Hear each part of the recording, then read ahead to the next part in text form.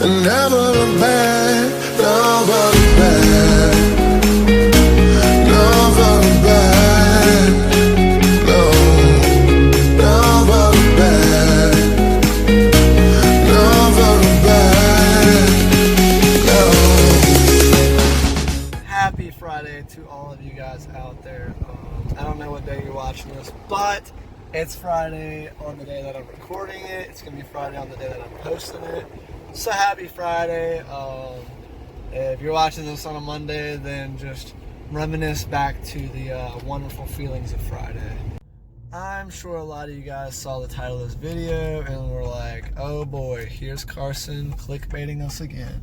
When I say I regret buying my MKZ, what I mean by that, as far as like it being a wise financial decision, don't get me wrong, like if you look at used MKZs, it's a 13 MKZ, 2-liter turbo, whatever, you know, they're not expensive. Like used MKZs are not expensive. You get a lot for what you're spending, in my opinion.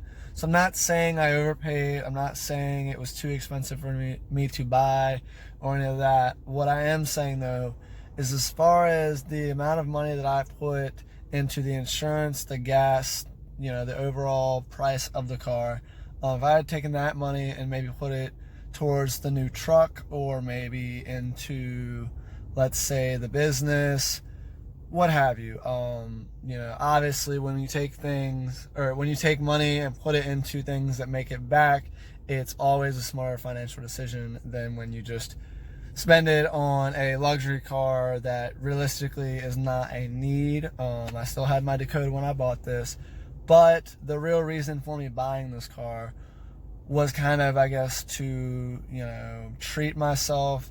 But nonetheless, overall, me buying this MKZ was kind of one of those things where way back in the day, and I say back in the day like I'm old enough to have a back in the day, but beside the point, back when I was younger, I'd always wanted to have a luxury car. Like, I'm not going to get into all of it, but long story short, as far as people who I looked up to and thought they were cool, they were young, had luxury cars, and had nice things.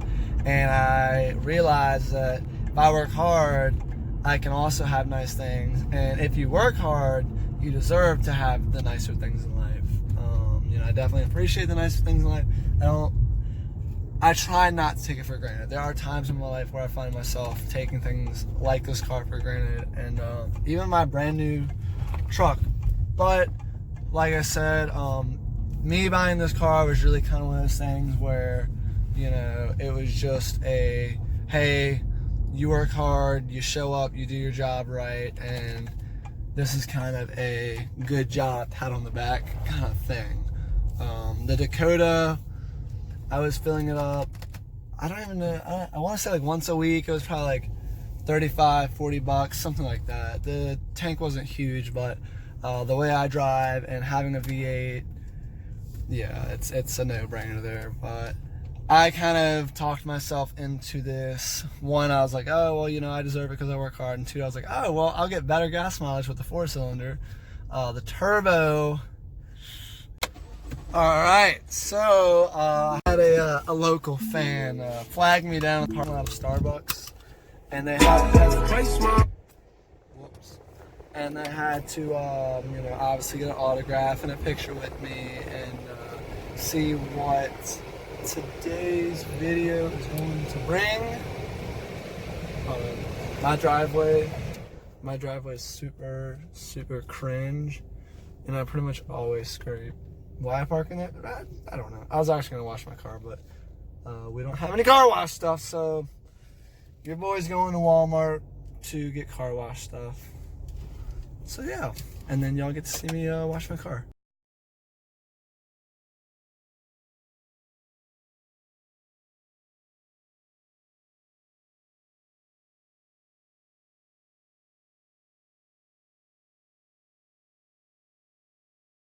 So we are here at the Wally World of Short Pump, and I want you guys to throw a comment or like this video if I should do a little segment of people of Walmart C10 style.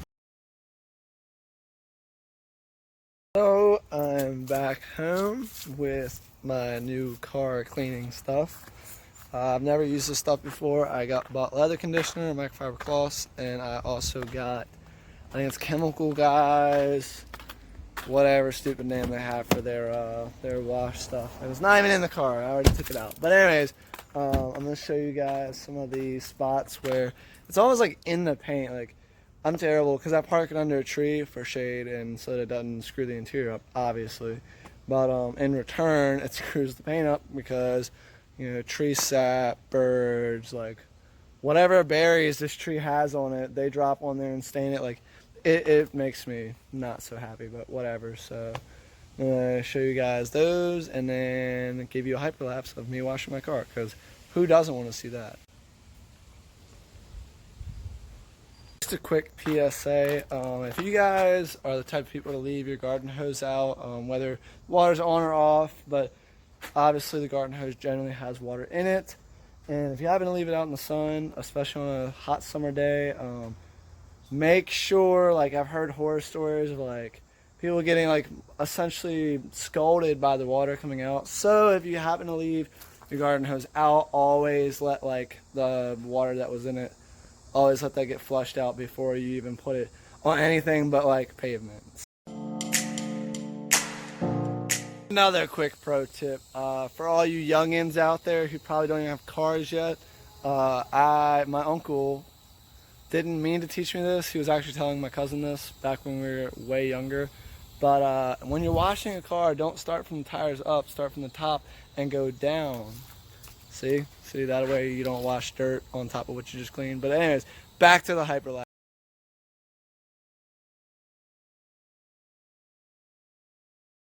Oh, we got good and bad news. Good news, we're almost done. We got like the wheels and half the side to go. Bad news, it's so freaking hot. My shirt actually caught on fire and burned off of me, and this drink just got made. But the other bad news, the phone got so hot that it overheated and stopped the laps and all that good stuff.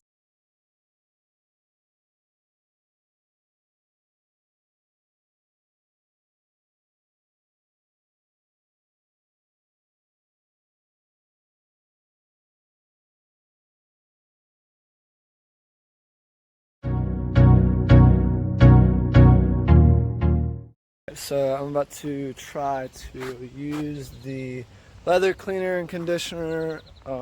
Seems pretty simple. You just shake it, spray it on there, let it sit for a little bit, then you brush it in the leather, then you wipe it off. Really straightforward and simple. But just want to throw a little disclaimer out here. Please don't be confused about this video and be like, oh, you know, he doesn't like the car and yada yada yada, because if that's what you think, then you're completely wrong. I do love this car.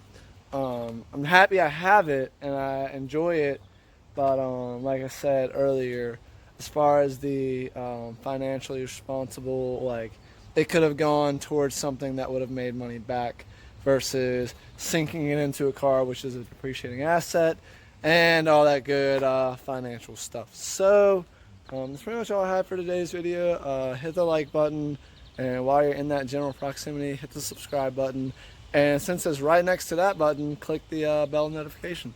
See you guys next week.